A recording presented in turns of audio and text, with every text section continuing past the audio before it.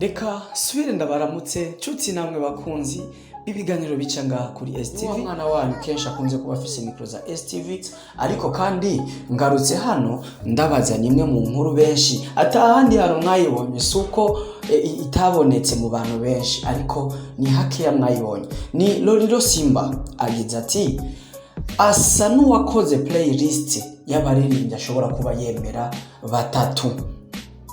Tukabibutsa ko harimo abaririmbyi babiri b'abarundi, ngo iyo playlist yayigize gute. Ni Lolilo abicishije kuri status yiwe, sinzi ko ari kado yatanze cyangwa se hari ku munsi mukuru. Mukaba musanzwe muzi ko Lolilo asanzwe ari umwisilamu, hari ku munsi bakunze kwita wa Laidi. Uwo munsi Lolilo yarafashe kanya kiwaja ku rubuga rwe rwa WhatsApp kuri stati aposta umuririmbyi wa mbere. Ifoto yiwe yanditse ati The King. Afata undi muririmbyi gira kabiri amwandika ko kwakonde nyene The King. Aca afata umuririmbyi wo kuva mu gihugu cyo hanze amwandika ko kwakonde nyene The King.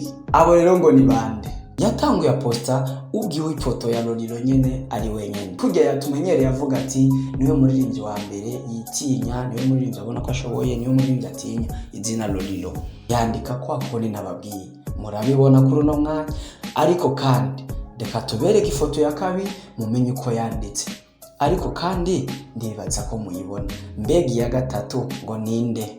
No muririmbyi kuva hanze y'igihugu. Muza kuca mumenya byinshi no mu kiganiro nakoze mu minsi 3 y'inyuma, 2-3 y'inyuma, ndababwira yuko Lolilo arafise collabo n'uyu muririmbyi kuva mu gihugu cyo hanze. Kumbure hari abatabyemeye, ariko reka tubibutse yuko iyo turiko turatanga amakuru akenshi ntituvuga ibintu by'ibinyoma, tuba tuyafitiye umuco, batumaze kumenyana nico kitubeshejeho gutohoza inkuru kugira uyishikirize wewe ubwawe uyizeye. Aya maposti ntacanza kubereka, ariko kari murabona ko yabirangije afatanije amafoto 3 yandika ko The Kings, abami. Foto za mbere yanditse ati umwami, foto ya mbere, iya kabiri ati umwami, iya gatatu umwami.